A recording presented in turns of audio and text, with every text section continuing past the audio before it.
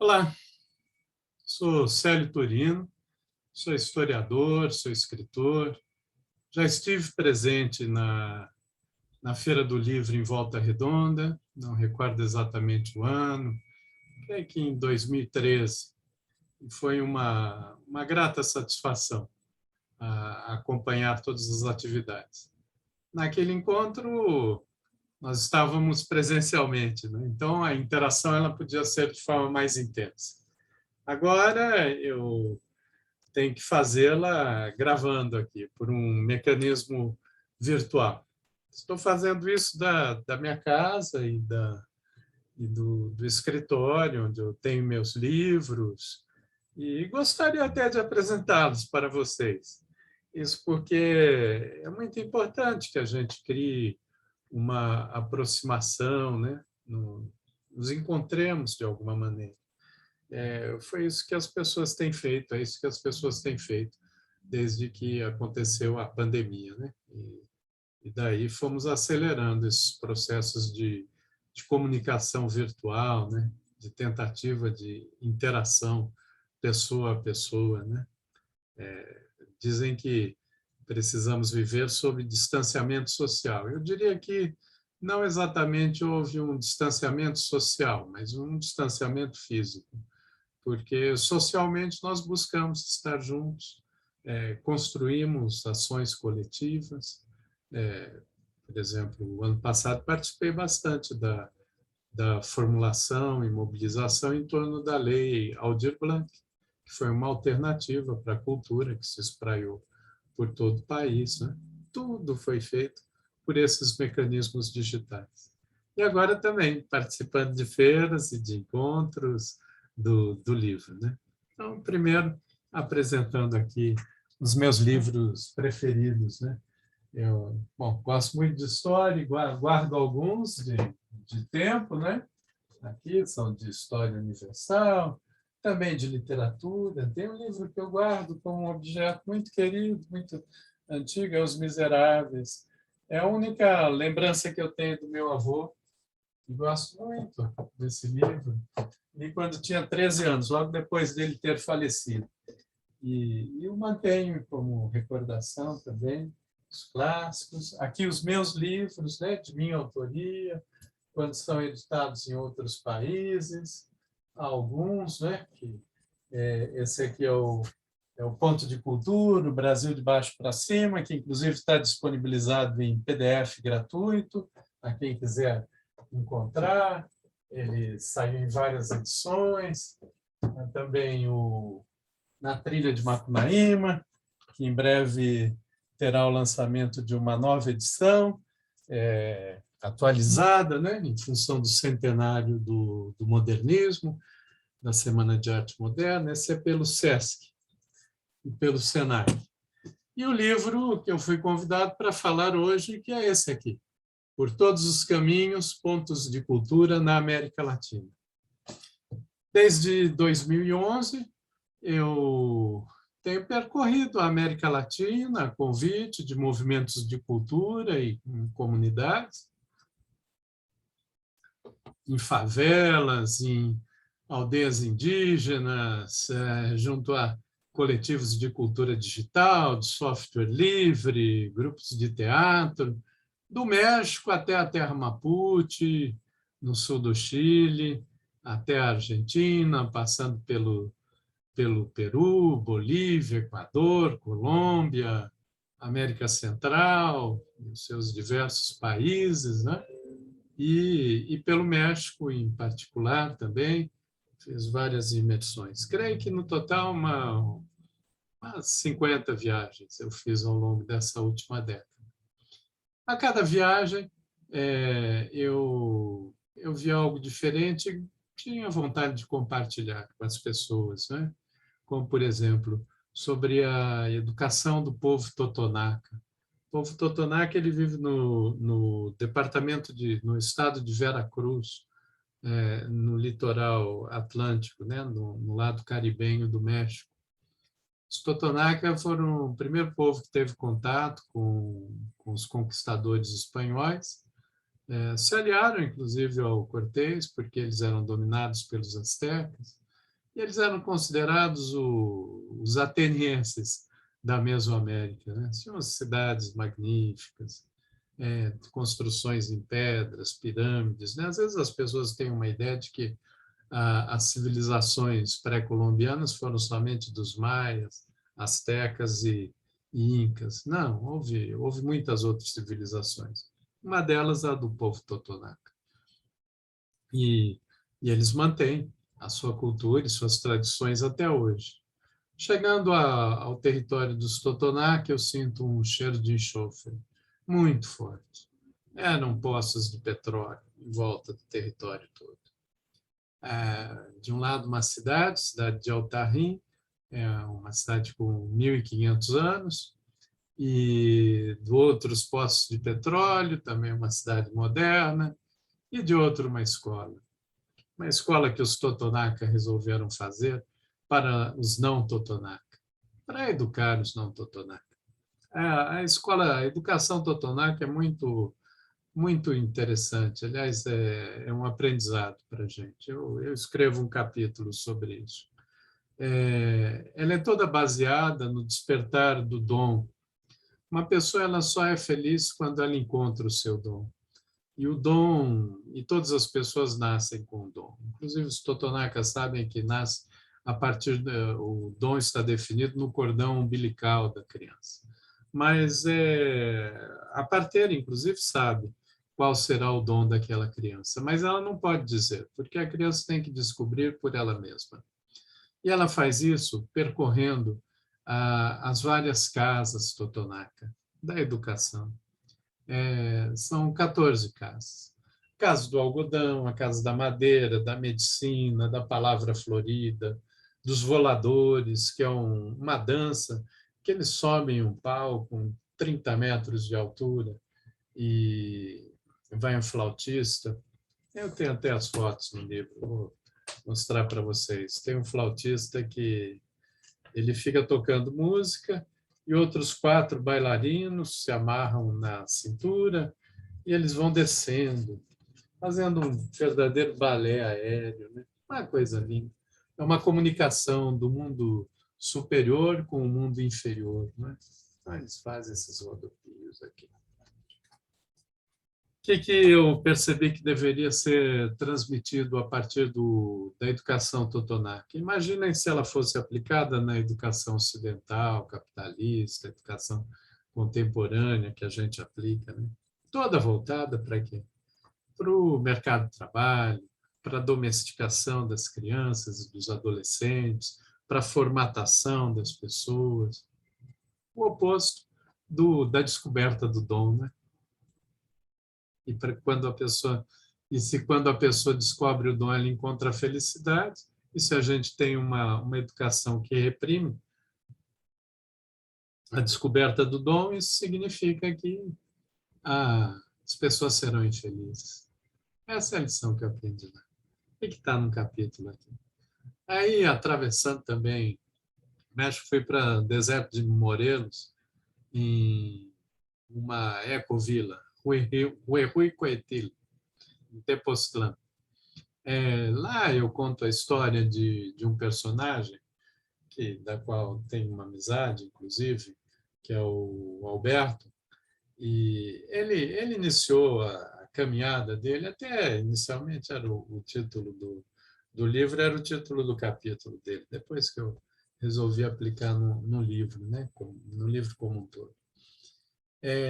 Em 1968, no período das grandes revoltas estudantis, o mundo estava em ebulição, ele participou desse movimento, né? Lá houve um grande massacre, o massacre de Tlatelolco, que foi uma revolta que os estudantes fizeram contra a realização das Olimpíadas na cidade do México. E mataram centenas de pessoas, até mais. Até hoje os números não são exatos, né? E Alberto estava lá. Aí ele foi impedido de viver no México, né? Em função dessa atividade, foi viver nos Estados Unidos e a vida foi levando para circular pelo mundo afora. Circulou por todos os cantos. Saiu dos Estados Unidos, foi para o Alasca, do Alasca foi para a Rússia, da Rússia foi para o Sudeste Asiático, do Sudeste Asiático para a Índia, da Índia para o Irã, para a Turquia, e entrou na Europa, e lá viveu, e depois, já aos 50 anos de idade, de volta ao México, resolve montar uma caravana, Arco-Íris pela Paz. E eles foram percorrendo toda a América Latina. Eu os conheci quando estava como secretário de Cidadania Cultural no Ministério da Cultura, isso em 2005. E aí nós transformamos o ônibus deles, né, num caminhantes aí de vários países, né, levando o quê? Levando conhecimentos de cultura de paz, permacultura, e uma série de outros conhecimentos, né, medicinas tradicionais e tudo mais. E aí eles transformaram em um ponto de cultura itinerante, um ônibus que foi para a Amazônia, foi para o Sul, foi para muitos cantos do Brasil também, ajudando a construção de biodigestor em pontos de cultura em comunidades ribeirinhas na Amazônia, até centros de software, ou áreas mais holísticas, enfim. E eu conto essa história, inclusive fazendo um giro e uma volta, porque eu começo falando do massacre de Tlatelolco e termino falando do massacre de Tlatelolco, é até um momento em que eles realizam uma atividade em que pedem perdão aos mortos em Tlatelolco. Vejam só, quem pede perdão é quem estava lá, inclusive, não foi quem os matou. Por que quem os matou não pediu perdão até hoje? Porque a história da América Latina é essa história, a história da violência, a história da degradação da vida, a história dos massacres, né? Eles estiveram presentes em todos os momentos. Nós vamos lá para os Andes, né? Não sei quem aqui já esteve em Cusco, né? A sede do Império Inca, né? E lá havia o Palácio do Inca, né? Inca era o imperador, né? Na verdade, as pessoas às vezes confundem, pensam que é um povo. Não, o povo é o Quichua, o Aymara e vários outros povos, né? Inca era um título de imperador. E o Palácio do Inca, ele foi destruído pelos espanhóis, e exatamente em cima do Palácio do Inca foi construído o Palácio do vice-rei. Na verdade, o Palácio do Governador, que o vice-reinado ficava em Lima, né? No litoral, lá do Peru. E sobre os templos incas foram construídas as igrejas. E também sobre os templos astecas, a mesma coisa, no mesmo lugar, para impor, para definir qual era a outra cultura que estaria predominando a partir daquele momento. E eu vou contando essas histórias de decolonização do pensamento, decolonização do sentir, decolonização do corpo, porque ao longo da história da humanidade sempre houve essa busca de uns quererem colonizar os outros, imporem o seu modo de pensar, o seu modo de ser. E é necessário a gente ir num sentido diferente. Por exemplo, se nós pegamos o pensamento filosófico aí, ocidental, né, que foi mais consagrado, o pensamento cartesiano, do René Descartes, né, penso, logo existo, né, ele criou uma forma de ser ocidental que é a de separar cabeça de corpo. Como se a razão fosse só resultado daquilo que nós refletimos na cabeça. Para os povos ameríndios não é assim. Para os povos ameríndios, a inteligência ela é corporal, ela é completa, e ela está conectada com a inteligência do ambiente. E cada pessoa ela vive numa comunidade de vida, né? que é o ambiente todo. Então, eu vou falando sobre isso, né? Eu sentir, pensar, agir. Em espanhol até usam uma palavra que é o corazonar, que é pensar com o coração, né? Ou pensar, ou seria um pouco a junção das três linguagens, né, humanas, né? A linguagem do coração, a linguagem da cabeça, a linguagem das mãos, o sentir, o pensar, o agir. Atualmente, o Papa Francisco ele fala sobre isso também, e usa, inclusive, essa alegoria. Aí, nos capítulos dos antes, eu vou falando sobre o bem viver, sobre a quebra com esse paradigma antropocêntrico, a ideia de uma comunidade da vida, em que os rios têm a sua dignidade própria, como o rio, os bosques, os outros animais, né? Eles não estão aqui para nos servir, pelo contrário, nós somos parte dessa comunidade. Hoje nós vemos no mundo a iminência do colapso climático, né? Veja aquele poeirão que aconteceu ali numa região de São Paulo, né? Na cidade de Franca, também Ribeirão Preto, tudo porque a terra estava toda pronta para plantio e não havia uma árvore para proteger aquela área dos ventos, né? E os ventos foram batendo, formando poeira e tirando terra tão rica, né? Que poderia dar, ter um efeito, inclusive para a própria agricultura, e ela foi sendo levantada assim, e o mundo tem aquela foto que a gente viu da tempestade de poeira sobre a cidade de Franca, né? Então, são destruições que se voltam contra nós mesmos.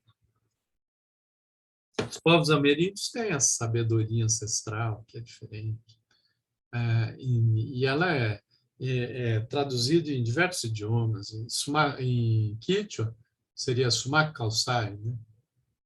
Em Aymara, Sumacamanha. Acá, com os Guarani, Tecô, Porã, o modo bom de viver na casa. Aí também vou contando sobre isso. E falando sobre o Papa Francisco, eu estive algumas vezes com o Papa Francisco, porque ele conheceu a experiência dos pontos de cultura ainda quando arcebispo, em Buenos Aires.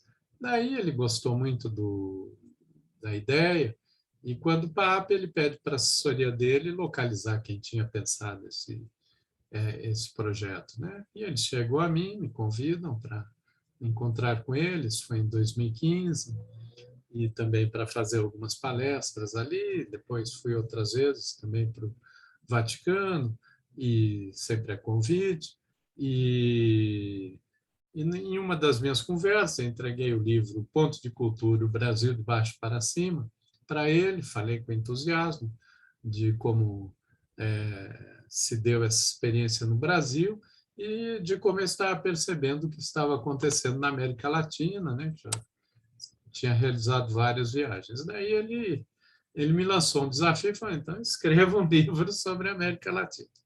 Aí é exatamente esse livro que eu fiz. Às vezes eu escrevia como se eu estivesse relatando a ele, né? O livro foi lançado lá, inclusive, em Castel Gandolfo, que é o castelo de verão dos papas, né? Que o atual Papa Francisco transformou em um espaço para encontros e seminários, e aí cedeu, e eu pude lançar o meu livro lá e também fazer um seminário latino-americano, organizar, lá em Castel Gandolfo, isso em 2018, né? Mas, quando eu falo disso, eu também fui em busca, tentar compreender esse primeiro Papa latino-americano, como surge o pensamento dele, como se forma a própria personalidade dele, e eu fui atrás disso. Percorri favelas lá em Buenos Aires e pelos interiores da Argentina também, fui conhecendo personagens muito significativos para o pensamento dele, e tudo isso eu vou colocando no livro, né? A Argentina é um país fascinante, né? É um país com muitas paralelas, muitas histórias, e lá as paralelas se encontram, inclusive. E eu trato disso, né? Então, fui numa vila, numa cidade, San Antônio de los Cobres, na região de La Puna, na Argentina, a 4.000 metros de altitude. Era a cidade com maior índice de suicídio de jovens na Argentina. E, de repente, se conseguiu zerar esses suicídios, né? Eu fui tentar compreender o porquê, né? Aí eu fui ver o método da cultura do encontro, que é um método que o Papa Francisco desenvolveu. E conto sobre isso, do meu contato com jovens, e das interações, a vidas, também na Vila 31, que é uma favela. Talvez se alguém assistiu o filme Podem Me Chamar de Francisco, na Netflix, que saiu há alguns anos, tem inclusive o episódio dessa favela. Lá viveu um padre, José Mujica, que foi assassinado também, isso um pouco antes da ditadura argentina, né? E aí eu vou contando essas histórias, né? Eu gosto de contar história. Também o livro ele tinha o objetivo de falar sobre a América Latina, e era necessário que eu escrevesse sobre o Brasil, porque o Brasil ele é a América Latina, né? Nós é que fomos educados de uma maneira colonizada a não pensarmos na América Latina enquanto nosso continente. Praticamente nos educamos a viver de costas para os demais países, né? De espaldas, como diriam em espanhol, né? E aí eu fui tentando escrever. É interessante que foi uma passagem da minha vida, foi um período em que eu passava boa parte do tempo fora do Brasil. Eu fui escrever sobre o Brasil estando fora. Foi o capítulo mais difícil que eu tive para escrever. Por que dessa dificuldade? Eu tinha que falar de mim, eu tinha que falar do meu povo. E, e o Brasil está passando por um período muito difícil. Eu escrevi mais ou menos em 2017, né? O capítulo do Brasil.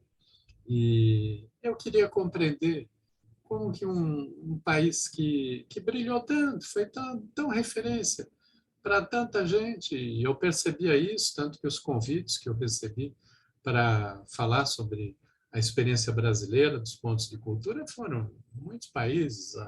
Hoje há pontos de cultura na Indonésia, também no Reino Unido, lancei livro lá também, usado inclusive para concurso público para gestores de cultura e tudo mais. E eu fui vendo aqui um país que a questão de 10, 15 anos atrás brilhou tanto, foi uma luz para tantos lugares, né? E para o nosso próprio povo, que passou a gostar mais de si, a se tratar melhor. E o nosso povo estava se tratando muito mal e estava se deixando dividir, estava se deixando odiar e se manipular por ódios, pelos piores sentimentos, aqueles sentimentos mais primitivos, mais bárbaros, não é? Do ser humano, que estava aflorando em ódio, em ódio, em ódio. E eu queria entender isso, queria também. Por isso era difícil escrever. Mas, no final, eu fiz aí uma síntese. Eu, eu contei a história do Brasil a partir de três situações. A primeira delas é com os povos originários. Aí eu fui lá para um ponto de cultura, o TDA, que trabalha com software livre e povos indígenas no Nordeste brasileiro. Tinha que ser na região ali de Ilhéus, né? No sul da Bahia, já para conversar com os Tupinambá, com os Tupiniquim, né? Que foram os primeiros povos a terem contato com os portugueses.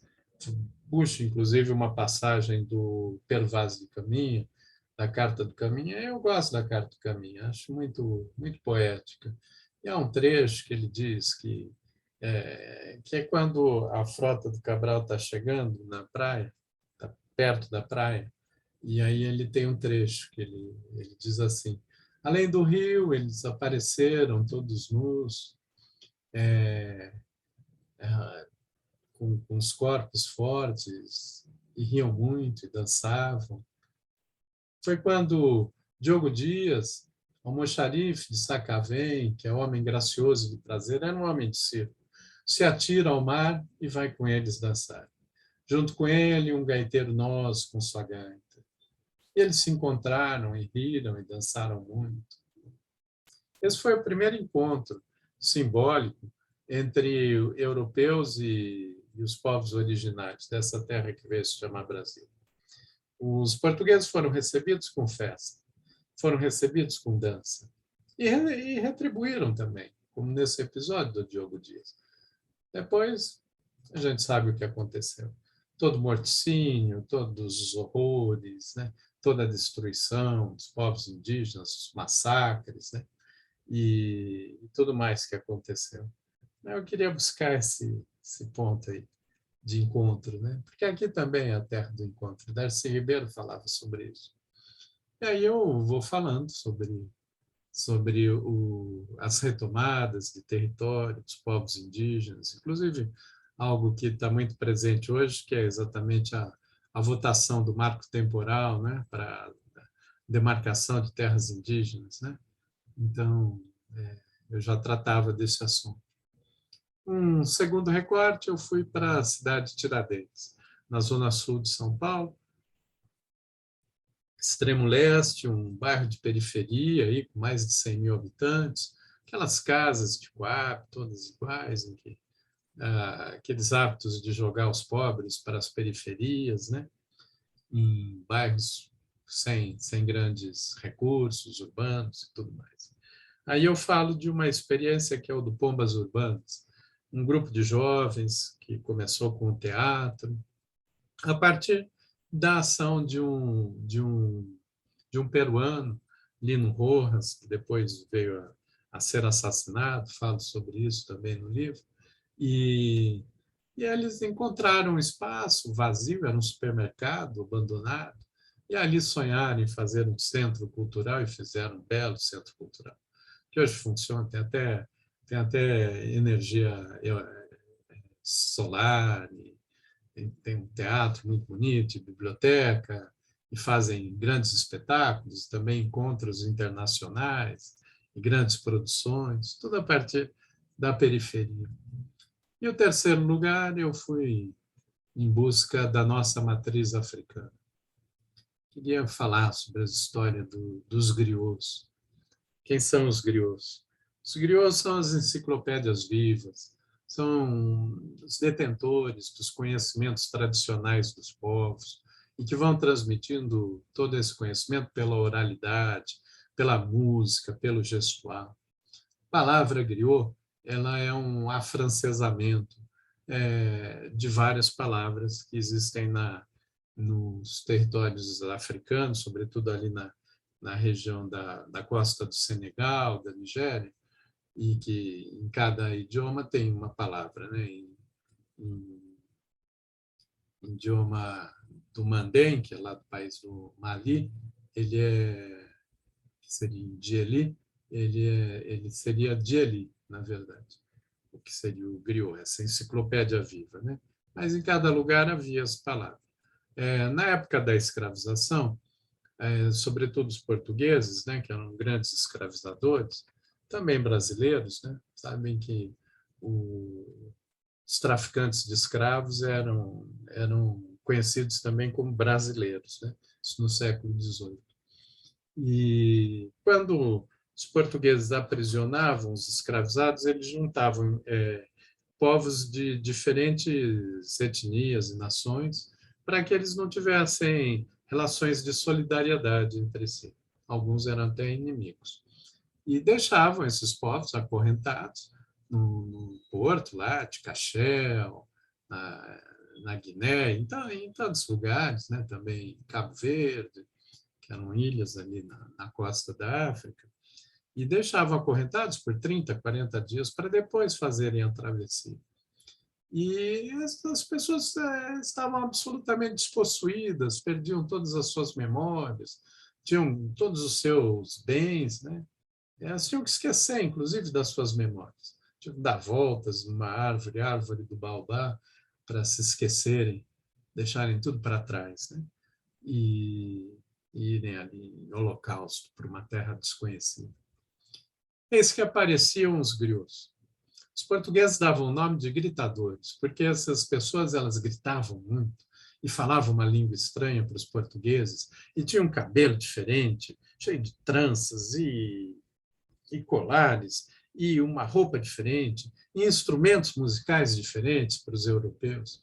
E aí os portugueses eles tinham receio de mexer com essas pessoas porque achavam que eram feiticeiras e de que se eles as tocassem eles também poderiam ficar amaldiçoados. Então, eles permitiam que esses gritadores entrassem.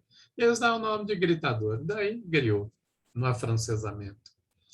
E reparem que é do grito, né?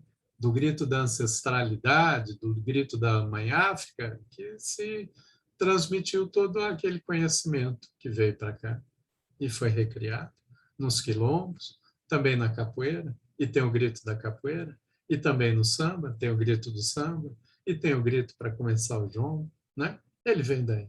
Então eu conto essa história, conto inclusive a história do Rei Leão, né? Que é aquele desenho da Disney. Na verdade, ele é baseado em uma história real, né? Que é a história de Sundiata. Não sei se vocês sabem, e ele era conhecido como o Menino Leão. Aí eu puxo essa história, a primeira Constituição feita na África, que é a Kurugan-Fuga, que em 2019 foi decretado Patrimônio da Humanidade, né? Olha, dizem que a primeira Constituição do mundo foi a Carta Magna, lá no tempo do Robin Hood, no Reino Unido. Ela é contemporânea dessa. E tem mais. Antes dela, houve a carta, o juramento dos caçadores, que foi uma carta que aboliu a escravidão na África, Império do Mali. E eu coloco isso, ponho inclusive esse documento. Gostaria muito que as escolas, inclusive, pudessem ler, levar para os seus alunos o juramento dos caçadores. O juramento dos caçadores, né, que é o juramento do Mandé, ele é um documento muito importante, porque para justificar a escravização de africanos, sempre se disse que eles estavam habituados à escravização. Na verdade, a escravização ela houve no mundo todo, a própria palavra que vem do inglês, né, slave, de eslavo, né, que era o pessoal ali da Rússia, da área mais oriental da Europa, que era onde os romanos iam buscar os escravizados. Mas a escravização ela nunca foi racializada. Ela era por dívida, ela era por aprisionamento de povos vencidos e tudo mais, né? Ela passou a ser racializada com o colonialismo. Aliás, o próprio racismo ele surge a partir do colonialismo. Até o termo raça surge a partir do colonialismo. Vou ler aqui um trecho para vocês. Não sei quanto tempo mais eu tenho, mas acho que não muito. Carta dos Caçadores. Eu leria sempre, em todos os lugares. Acho muito importante. Vou me atrever a ler a carta. Essa carta, esse juramento, ele é feito até hoje pelos griots na África. E há griots que são juízes de direito, que são impostos de governo. Na verdade, é como esses povos reconhecem a cultura e a cultura ancestral, né, como fundamental para a sua vida. Então, isso tudo eu vou tratando aqui nesse livro. Né, vocês podem acessar o livro, né, adquirir o livro só colocando pelo título, né, seria Por Todos os Caminhos, Pontos de Cultura, na América Latina, ou pelo meu nome, Célio Turino, ou buscando no site do SESC. Né? Tem edição em e-book e tem edição impressa. Eu, como vocês veem aqui, eu gosto de livro impresso e lido. Quanto mais lido, quanto mais cheiro de leitura, de manuseio, melhor. Vou ler a Carta dos Caçadores e aí eu encerro. Carta dos Caçadores, juramento do Mandé. Os caçadores declaram: toda vida é uma vida. É verdade que uma vida aparece antes da existência de outra, mas uma vida não é mais antiga, mais respeitável que outra, assim como uma vida não é superior a outra vida. 2. Cada vida sendo uma vida, todo prejuízo causado a uma vida necessita de reparação. Que ninguém incrimine seu vizinho gratuitamente, que ninguém prejudique seu próximo, que ninguém torture seu semelhante. 3. Cada um cuide do seu próximo, que cada um venere seus pais, que cada um eduque seus filhos, que cada um sustente as necessidades dos membros de sua família. 4.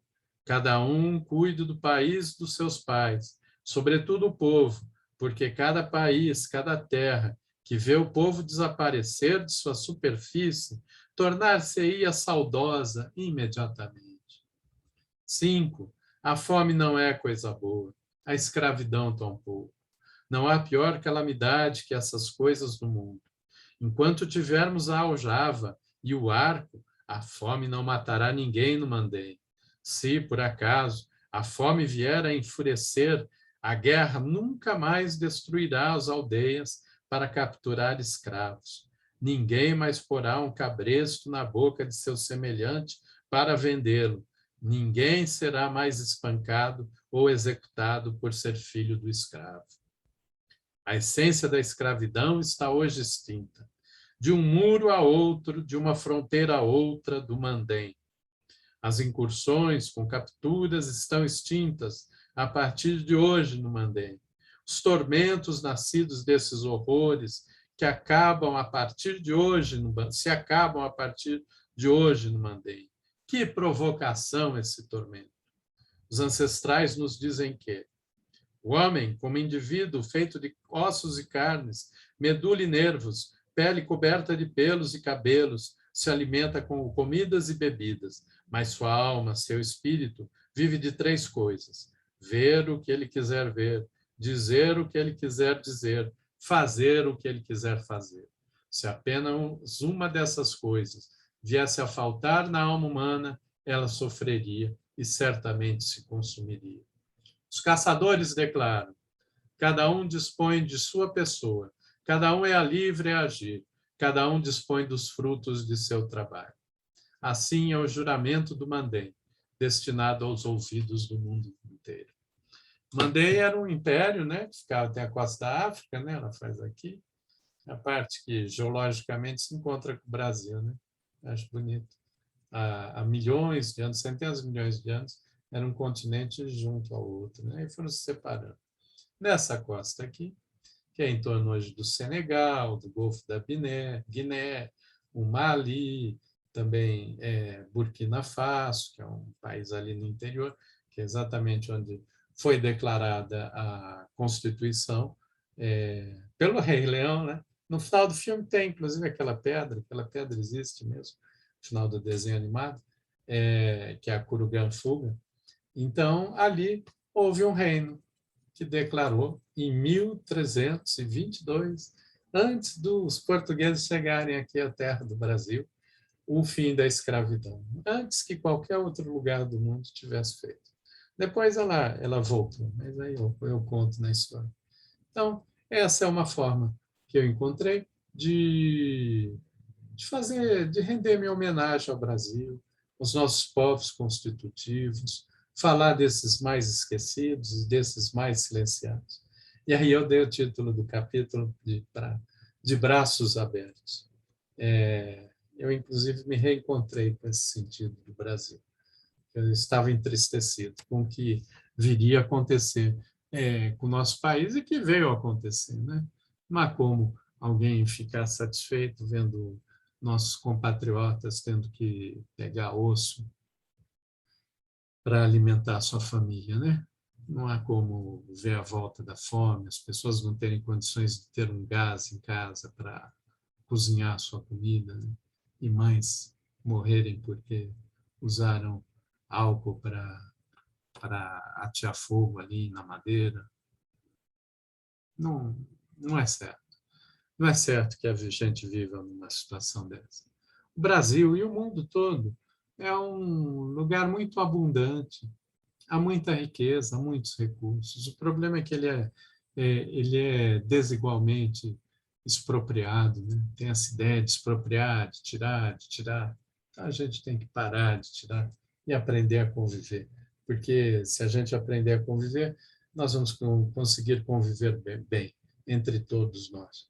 Esse é o sentido do que eu queria apresentar com esse livro, né? Tem aí umas 400 páginas, eu estou falando nem sei quantas páginas, 380 páginas.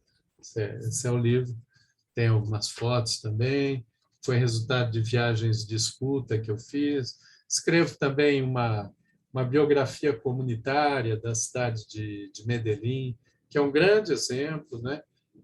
Às vezes a gente busca exemplos fora do nosso ambiente, né? Fica só olhando para a Europa, para os Estados Unidos, e não vê que a solução está aqui do nosso lado, né? Medellín é uma cidade de 3 milhões de habitantes, que era conhecida como o centro do narcotráfico, né? O Pablo Escobar, o cartel de Medellín. Aí eu vou contando desde os anos 90 como que a cidade estava totalmente fraturada, degradada. Para vocês terem uma ideia, eram 382 homicídios por 100 mil habitantes. No Brasil, são 21 homicídios por 100 mil. Então, lá, 15 vezes mais do que a gente vive hoje no Brasil.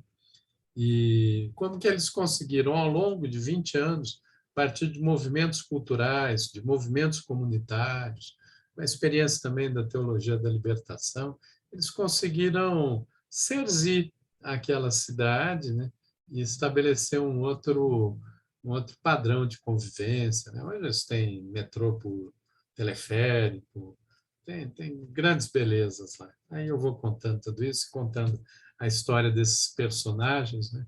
E só para que vocês tenham uma ideia, como resultado, Medellín reduziu, em 2014, ela chegou e estabilizou nesse índice a 19 homicídios por 100 mil habitantes. E foi considerada pela Unesco a cidade mais inovadora do mundo. Antes esse título era da cidade de Barcelona. E aqui, uma realidade muito semelhante à realidade brasileira.